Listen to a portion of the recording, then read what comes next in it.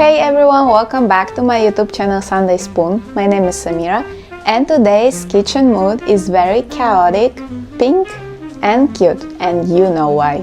Today we will cook something delicious and super easy for Valentine's Day. It's not a boring chocolate box from the store, not an expensive dessert that looks perfect but tastes like nothing.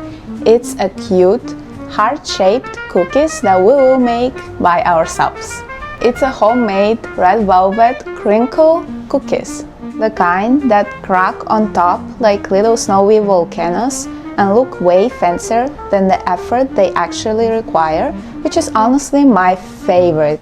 I love baking something for holidays, not because I'm super festive, but because food makes all the difference, and it actually does. Food is a big part of our lives and culture, etc., and it gives the difference to our boring days. The same Saturday will feel special not only because it's Valentine's Day, but also because you decided to cook something red and cover it with powdered sugar. It's such a small thing, but it changed the whole atmosphere of the house. So, let's start.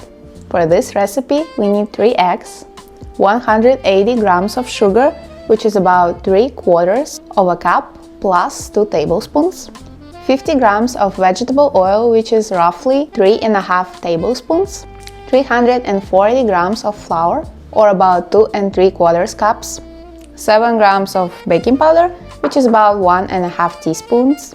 Also, for the pretty color, we need red coloring, about 1.5 teaspoon, and some powdered sugar for coating the cookies later. See, there is nothing complicated. No butter softening process, no mixer, just a bowl and ingredients. Very forgiving, I'm half asleep, but I'm still baking. I'll use this not aesthetic but a very big bowl and crack 3 eggs in it.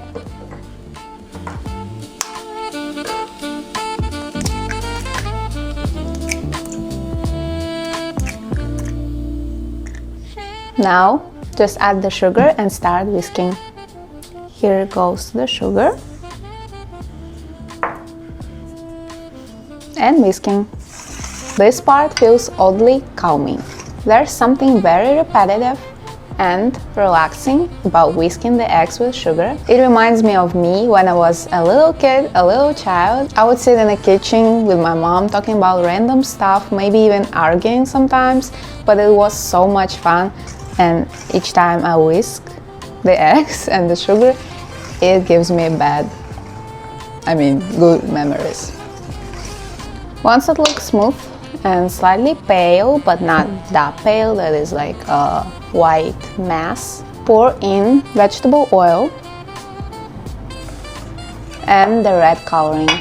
I will add 1 teaspoon for the better color. This is how it looks like, and this is 1 teaspoon. It looks like a bottle of poison.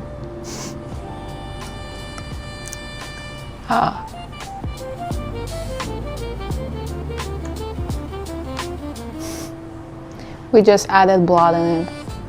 Joking. And mix it again. Wow, look at this color. I wonder if we add the flour, will it be pink or would it stay this red? We'll check. Like this cake butter decided to dress up for the Valentine's Day, just like I tried to. Red velvet always feels a little bit extra, but in a good way. You know, like vanilla is classic, chocolate is kind of mysterious and nonchalant, but red velvet is an attention seeker, but it's kind of a cute attention seeker, not a pick-me. Now, in a separate bowl, I will use this one because it already has flour in it. I will add baking powder and mix it with a spoon, just like this, to give it a fluffy texture. And now you can combine it with the wet ingredients, or a bloody mess, if you will.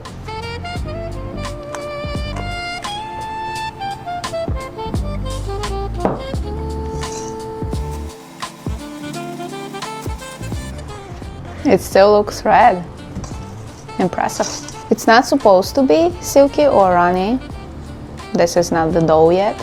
It becomes dense but soft, almost like a clay.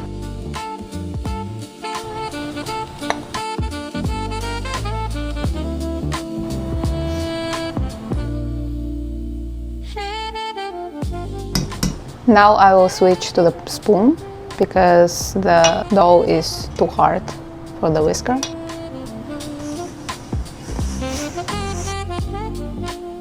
After everything is combined, I cover the bowl and put it in the fridge for about 12-20 minutes.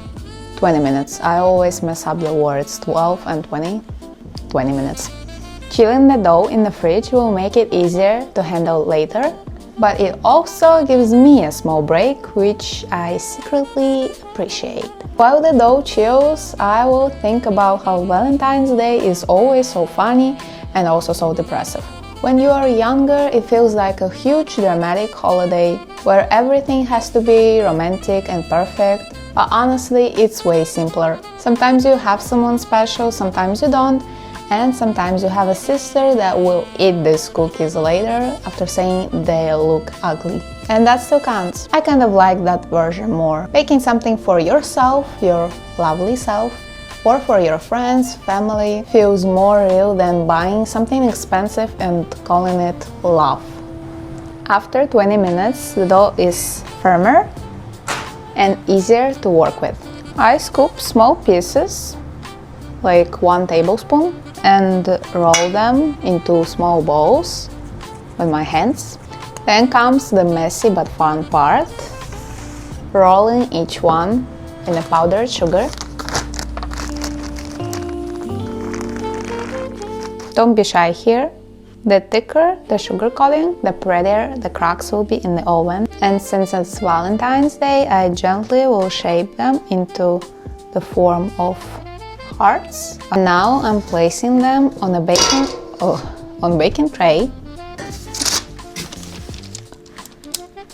You don't see anything, but it looks cute, okay? It looks so cute, just look at it.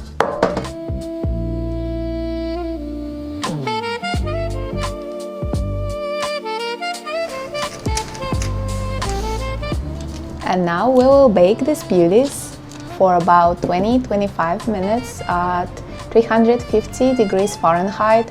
Yes, not Fahrenheit anymore, it's Fahrenheit actually. Let's put them in the oven.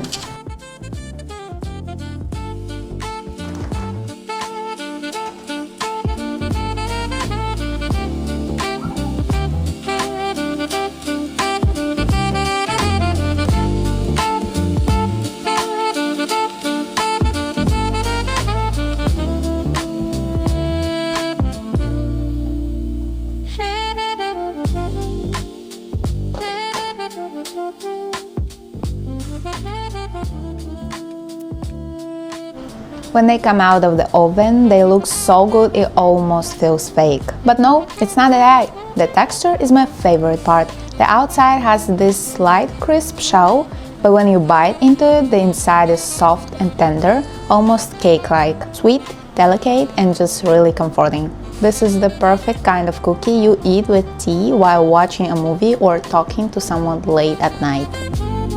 So if you want something simple to bake this Valentine's Day, something you can gift, share, or just bake for yourself, these are perfect. They might look complicated to bake, but they are actually super easy, which is exactly my kind of recipe. Thank you so much for spending this cozy kitchen moment with me. I love you all so much and wish you happy Valentine's Day, and I hope to see you next Sunday for my easy recipe again. Bye bye! Oh, look at this. I'm heartbroken.